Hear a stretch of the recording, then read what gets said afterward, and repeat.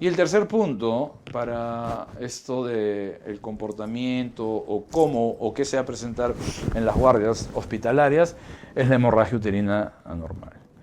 Una hemorragia o un sangrado exagerado, generalmente, ¿okay?, que viene en la edad reproductiva, que procede del útero, lógicamente, que es muy frecuente, muchas veces irregulares, o es muy prolongado y a veces es tan abundante que la lleva a la paciente, en este caso, a consultar por emergencia o es traída por los familiares porque llega encharcada en sangre.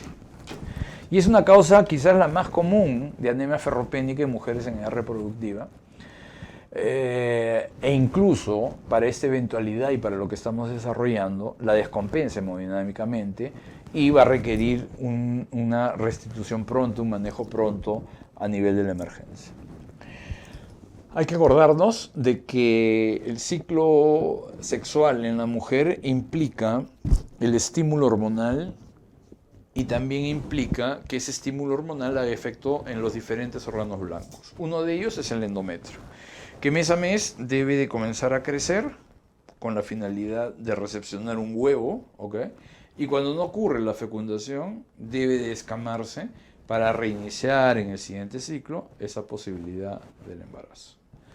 Entonces, si nosotros vemos el endometrio a mayor aumento, vamos a ver que en sus capas presenta toda esta vascularidad, ¿no es cierto? Estas arteriolas espiraladas, estas radiadas con su componente venoso.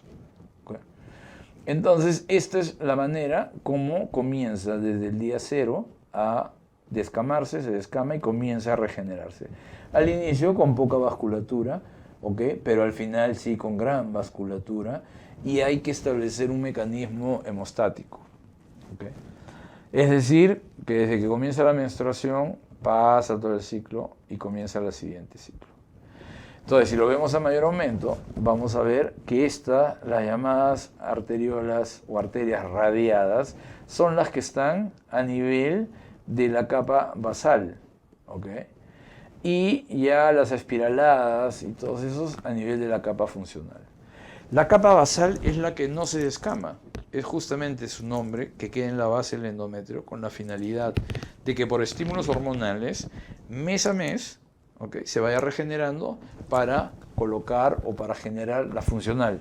Y esta funcional, cuando no es utilizada, finalmente se desecha, se descama, sangra en la mujer, pero los mismos fenómenos hemostáticos, bioquímicos y mecánicos hacen que la menstruación no sea perpetua, sino que tengan días, como máximo 7, como un volumen máximo de 80 centímetros cúbicos por menstruación.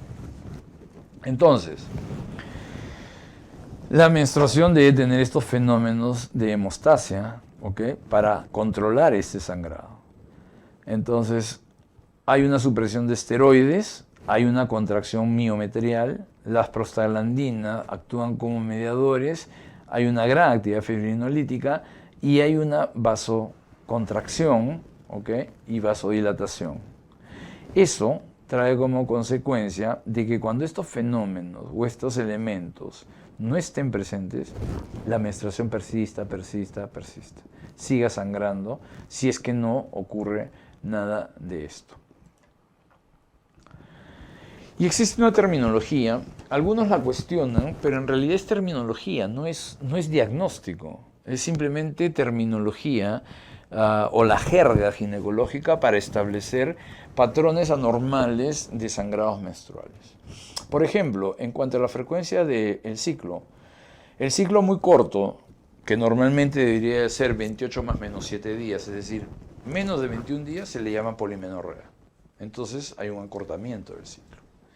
Oligomenorrea se prolonga, ¿okay?, en el cual hay más de 35 días entre ciclo y ciclo, pero nunca supera o excede los 90 días. Porque si excede los 90 días, o sea, 3 meses sin que haya ciclo, a eso ya se le llama amenorrea, no hay menstruación. En cuanto a la cantidad del flujo menstrual, ¿okay?, se dice hipermenorrea cuando hay un aumento en la totalidad del flujo.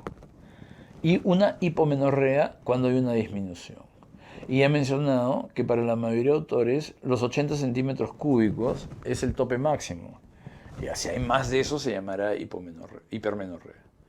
Y hipomenorrea se va a ver de acuerdo a que ya simplemente se presenta muy poco de sangrado, pero siempre dentro de lo que se llamaría el ciclo menstrual. En cuanto a la duración, solo hay por prolongación, porque normalmente la menstruación se establece que puede durar de 2 a 8 días, algunos de 2 a 7. Cuando es más de 7, 8 días, dura 10, 12, eso se lo llama menorragia. Y cuando hay un sangrado que está fuera del patrón menstrual, a eso se le llama metrorragia, que puede asemejar una menstruación incluso. O el otro puede ser simplemente un goteo o llamado en inglés spotting. Todos estos elementos ayudan a que uno rápidamente se dé cuenta ante qué caso estoy y eso va de la mano con la posibilidad diagnóstica. Entonces, cuando nosotros tenemos una hemorragia uterina normal, debemos de pensar el patrón de sangrado, los tipos de sangrado. Y básicamente hay dos. Uno cíclico, es decir, la mujer sangra una vez al mes, vuelve de un ciclo a sangrar, vuelve de un ciclo a sangrar. Es decir, es cíclico, no perdió el orden. Mientras que el no cíclico es, hay una menstruación, pasan 2 ciclos, o lo aparentemente querían ver, 2 ciclos, y ¡blum!, viene sangrado. De repente a los 15 días sangrado. O sea, es un desorden total y eso implica para estos que hay o no hay ovulación. Para el cíclico, necesariamente hay una ovulación. Se presenta en la edad reproductiva establecida. Tiene síntomas premenstruales como la dismenorrea. Pasa la menstruación y ya no hay nada. O quizás no lo presenta la mujer. Y los diagnósticos que van más de la mano con esto están las miomatosis, el pólipo endometrial, la adenomiosis, la fase lútea corta, etc. De lejos, el más común es el leiomioma. El no cíclico, no hay ovulación. Como no hay ovulación, no se forma cuerpo lúteo, no hay producción de progesterona y finalmente, como no hay producción de progesterona, el estrógeno sigue siendo producido y sigue estimulando al crecimiento endometrial por largo tiempo, de repente 2, 3 meses. Entonces llega un momento, como vieron en la lámina anterior, que los capilares no llegan a nutrir las capas más altas de este endometrio que sigue siendo estimulado. Entonces lo necrosa, caen, bajan, salen y comienza a presentar sangrados alterados. Y esto se va, sobre todo, con mayor frecuencia, que se puede ver también en edad reproductiva, pero con frecuencia, en la posmenarquia de 2 años o en la perimenopausia. Y acá el sangrado es por estímulo de estrógenos sin la oposición de los progestágenos, como ya expliqué. ¿Cuándo se ve esto? Posmenarquia, perimenopausia. Pero también en el síndrome de ovarios poliquísticos, por ejemplo, la ovulación hiperandrogénica. En problemas, sobre todo de tipo endocrinológico, los hipotiroidismos. Hiperprolactinemias o trastornos alimentarios como alteraciones a nivel del eje hipotálamo, hipófisis ovárico, pero a nivel central. Los dos, por igual, puede traer como consecuencia sangrados alterados, los cuales pueden ser escasos o, para el tema, abundantes, una hemorragia, y por eso acuden a la emergencia. La FIBO, allá por el año 2011, creó un sistema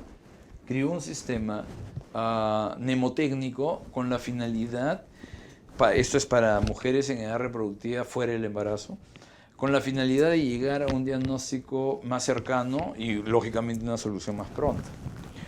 ¿Okay? Entonces, este sistema implicaba estos 4 acrónimos: PAN, la P de pólipo, la A de adenomiosis, L de leiomioma y M de malignidad y de hiperplasia. Y lo creó como el PAN, de la palma de la mano, y COIN, pero agregando una E porque coin es moneda, de C de coagulopatía, O de disfunción ovulatoria, E de endometrial, iatrogénica y las aún no clasificadas. Y estas de acá van de la mano, las del PAN, porque son pues estructurales. Yo lo voy a demostrar, es decir, voy a ver el pólipo, voy a ver una ecografía con una adenomiosis, el leiomioma, etc. Mientras que todas estas ya van intuyendo ustedes que son no estructurales, es decir, no las puedo demostrar, no hay un cambio anatómico demostrable. Y estas de las CONIS son importantes y por eso detallo varias en cuanto a sus siglas. Coagulopatías, enfermedad de von Willebrand, las púrpuras. Disfunciones ovulatorias, que son las mayores, ¿no? Anovulación hiperandrogénica, el síndrome ovario poliquístico, hipotiroidismo, hiperprolactinemia, trastornos de la alimentación, estrés, ejercicios de alta competencia. Todas esas te pueden llevar a sangrados irregulares o hemorragias masivas sin que encuentres, digamos, todavía un componente estructural evidente. Endometrio, en el cual no encuentras otra causa relacionada y probablemente a nivel del endometrio, en el sistema bioquímico celular, algo está ocurriendo y lo hace sangrar. Iatrogénicas, en aquellas mujeres que por otras enfermedades necesitan estar anticoaguladas y no se está regulando bien la dosis. El uso de hormonas, por ejemplo, inadecuadamente, te podría dar como consecuencia eso, o como un efecto colateral de ellas también. Es decir, la mujer emplea algún método anticonceptivo o le colocan una ampolla, un inyectable y comienza con un sangrado copioso, abundante. Y los dispositivos también tienen, lamentablemente, como efectos secundarios esto, que generalmente están de acuerdo cuando se presentan durante los primeros ciclos y después ya como que el organismo se acostumbra y desaparece. Y las no clasificadas, cosas muy raras, pues, por ejemplo, malformaciones arteriovenosas a nivel endometrial. Entonces, todo ese es el acrónimo COIN.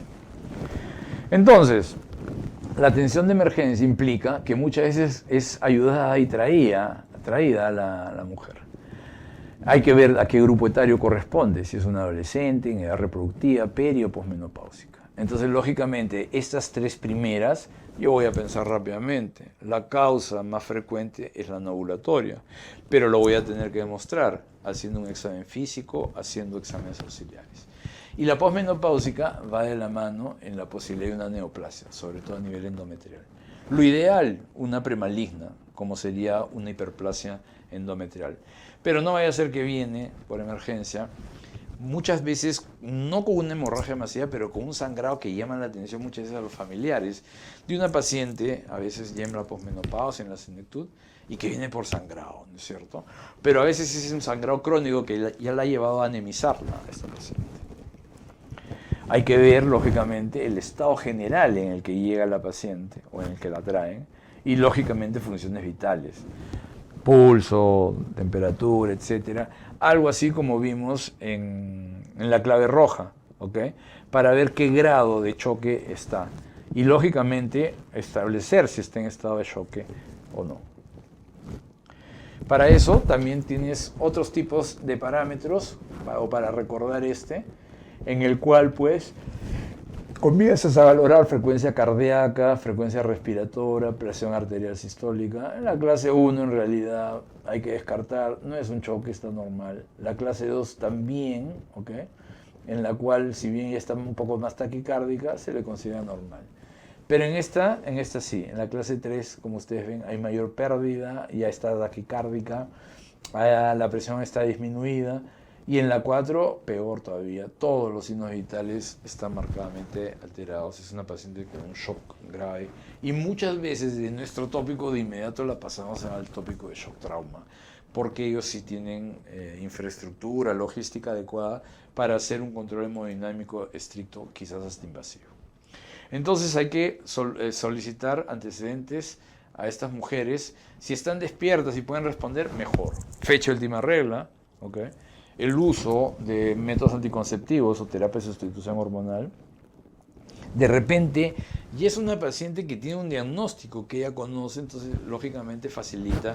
Y por alguna razón que si no se le ha dado un tratamiento ya definitivo, está regresando por lo mismo y lo más probable es que requiera pues sobre todo manejo de hemoderivados hasta que se solucione el problema.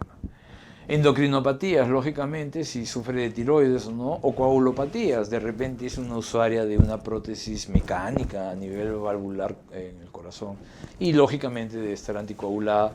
De repente dice no voy o no tengo control hace días o hace meses, incluso con el hematólogo, entonces no sabemos sus tiempos de coagulación, su INR, etcétera, etcétera. Entonces, El choque hipovolémico, lo primero que se tiene que hacer es estabilizar. Ya no interesa ahí el tipo de hemorragia uterina normal que es. Una vez estabilizada, gastaremos energía o pondremos todo el empeño para tratar de llegar al diagnóstico más exacto. Hay que averiguar sobre el patrón de sangrado.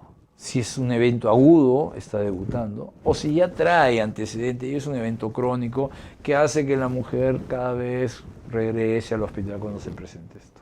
O de repente es algo crónico y se ha reagudizado. Y, lógicamente, hay que tener en cuenta los antecedentes menstruales. Y hacemos el examen preferencial, genitales externos, para ver la cuantía de sangrado, ver si los muslos, las piernas también están manchadas, o de repente el sangrado. Y aquí sí tenemos que hacer especuloscopía rápidamente. ¿Por qué? Porque lo que queremos es sacar coágulos para ver el cuello, para ver tumoraciones, para ver cualquier lesión que podría explicar el por qué tiene tanto sangrado esta mujer.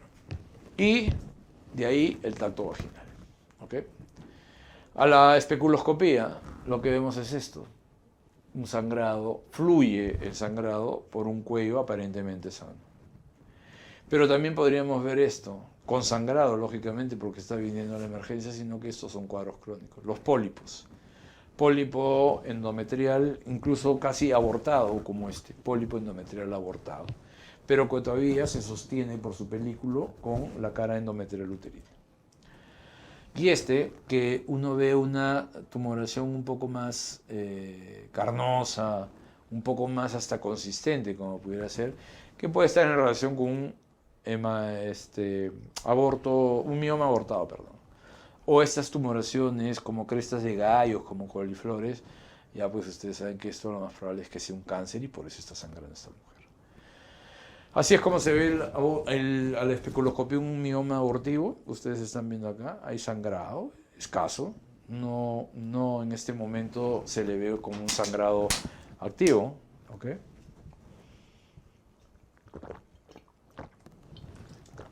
Entonces se trata de sacar el exceso de sangre, de coágulos, que son pocos, y con una pinza, generalmente el aros, uno mueve la tumoración y van a ver ahora el orificio cervical externo. A veces hay que pinzar la tumoración para que puedas ver. Ahí se ve, acá está, orificio cervical externo, ¿no? Ahí se ve, parece un pedículo grueso, es mejor en todo caso poner un punto transfixiante primero y después retirarlo o sacarlo, con mucho cuidado. Pero es así como se ven los miomas, en este caso abortivo, a diferencia del pólipo, ¿no? Un poco más grande, de consistencia mayor, etcétera, etcétera.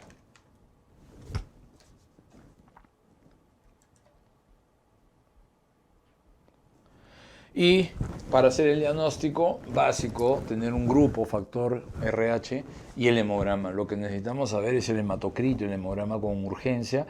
Y lógicamente también pedir un perfil de coagulación, porque no vaya a ser que a veces, como hemos dicho en el COIN, que sea una coagulopatía lo que le está causando eso. Y como estas mujeres por lo general están en edad reproductiva, muchas veces hay que pedir también una prueba de embarazo. Porque a veces a la especuloscopía no vemos nada, no apreciamos nada. Y de repente está embarazada. Y las imágenes nos ayudan mucho.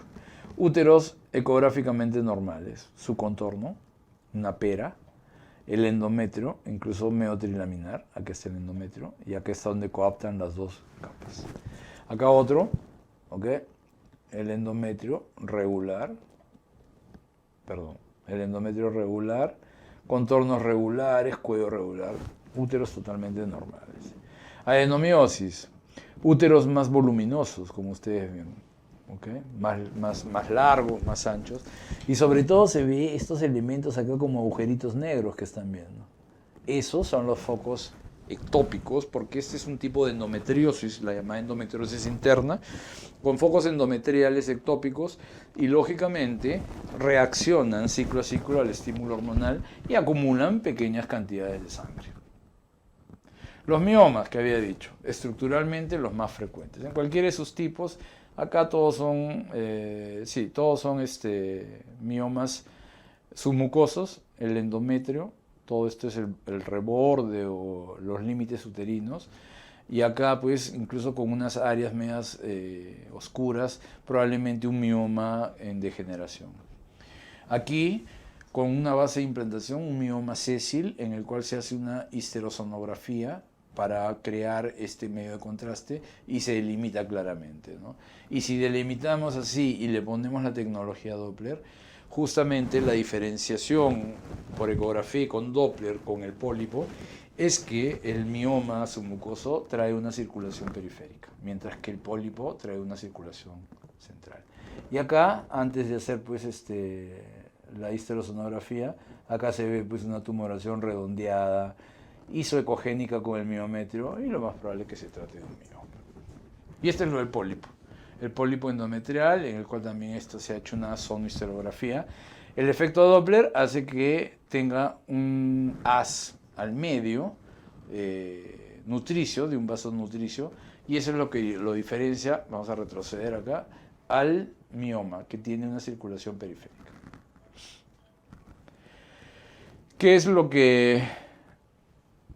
¿Cómo vamos a manejar en este caso? El choque hipovolémico. Primero cristaloides, que es lo que siempre tenemos a la mano. Pero como se está chocando a la paciente, todavía no tenemos grupo, factor, hemograma, etc., ya podemos hacer la indicación del uso de cristaloides. Y en instituciones, cuando van a estar en instituciones grandes, hospitales, ir pidiendo pruebas cruzadas de inmediato. Esa es una labor en la cual pues, el interno de medicina puede ayudar, sabiendo cómo se va a manejar, ir preparando órdenes o ir llamando al laboratorio, porque en algunas de ellas incluso no es necesario tener la orden porque se activa la clave. ¿Okay? Entonces ese es lo primero para manejar el choque hipovolémico. El tratamiento médico muchas veces, como la mayoría hemos dicho, es por anovulaciones, por disfunciones ovulatorias, no se encuentra nada estructural. Entonces los antiinflamatorios no esteroideos son los que ayudan mucho en este manejo de inicio, o ciclar a las pacientes, darle hormonas, de preferencia vía oral, para ciclar, imitar lo que hacía el ovario y hacer que él no trabaje. Entonces ahí uno controla el patrón de sangrado. Generalmente lo hace unos 3 ciclos y después repite la evaluación, sobre todo la ecográfica, para ver si ve algo, si hay alguna alteración.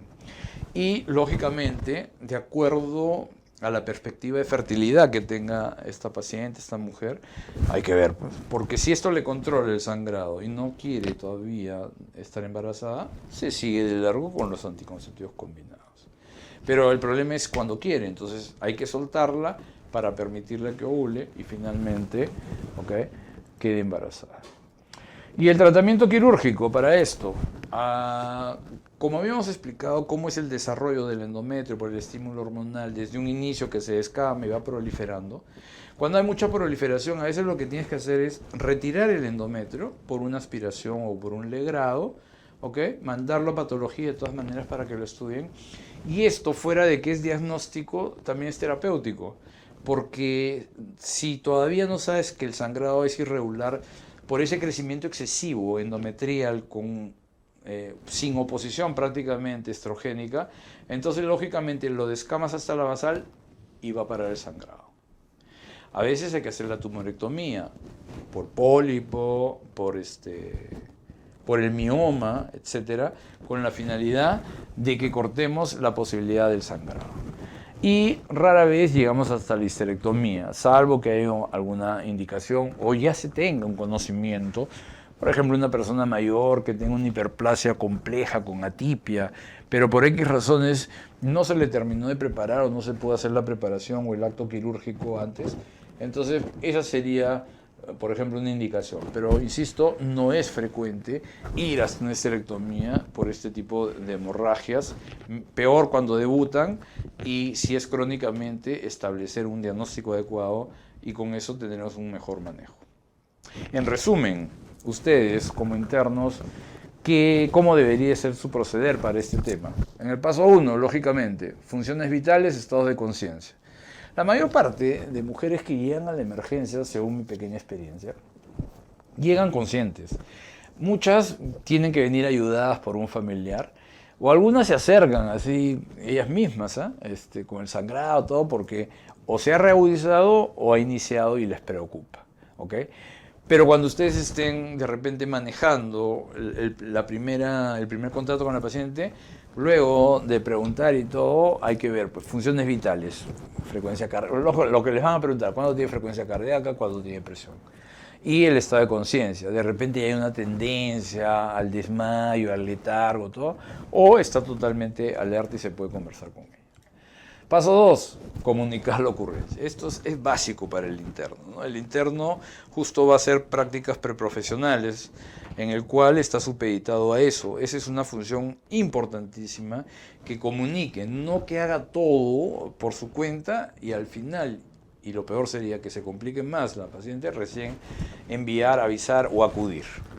Paso 3, ahí sí el interno puede dar los primeros pasos ante estos casos. Colocación de una vía periférica, puede conocer, empieza con cristaloides y luego con coloides de ser necesario de acuerdo al caso. Evaluar el volumen de pérdida sanguínea, como está viendo, examinando, ver, de repente se saca la truza y viene puro coágulo, o ya hace una especuloscopía y ve que hay un sangrado activo a través del cuello, saca los coágulos. Entonces con lo que llega la mujer y con lo que cuenta o con lo que relata o el familiar, entonces uno más o menos va a tener una idea de cuánto ha sido la pérdida, ¿no es cierto? Y lógicamente hay que llamar al laboratorio o indicar ya muestras, como es un evento de sangrado, grupo, factor, hemograma, perfil de coagulación, el basal, todo eso nos va a ayudar. Realizar la especuloscopía, si ve coágulos, retirarlos, y si hay sangre, visualizar, luego de retirarlos, visualizar probables tumoraciones a nivel del cuello. Puede ir avanzando en el tracto vaginal y describir para cuando llegue el asistente, el residente, si encuentra un útero aumentado de tamaño, irregular, o es un útero totalmente normal, que la mayoría de veces va a ser así ante esto. En el paso 5, indicar, por ejemplo, o hacer la orden para una ecografía pélvica, que el familiar lo puede ir tramitando, ya se va a necesitar finalmente para ver ante qué estamos, y como siempre, lógicamente, termina poniéndose a disposición o esperar indicaciones de los residentes o en este caso de los médicos asistentes responsables. Pero todo eso finalmente ya al terminar esta sesión de lo que puede suceder en una guardia, ustedes lo principal, tener conocimiento de estos casos, cómo se presentan, cómo se manejan y tener ese criterio, ¿no? De al inicio, cómo está ectoscópicamente la paciente, funciones vitales, y ir indicando o acercarse rápidamente usted a comunicar el caso hasta que venga el médico o el asistente, y luego ya pues la colocación de vías respiratorias, ¿ok? Proceder con alguna parte del examen físico y ir preparando algunas órdenes que ya conoce que se van a utilizar para el manejo adecuado de estos casos, y lógicamente siempre estar a disposición para recibir las indicaciones de sus superiores. Creo que con esto concluimos estas tres eventualidades que digamos son las que con mayor frecuencia ustedes van a ver en una emergencia, tanto a nivel periférico como a nivel de instituciones más grandes, como en mi caso el Hospital 2 de Mayo. Gracias.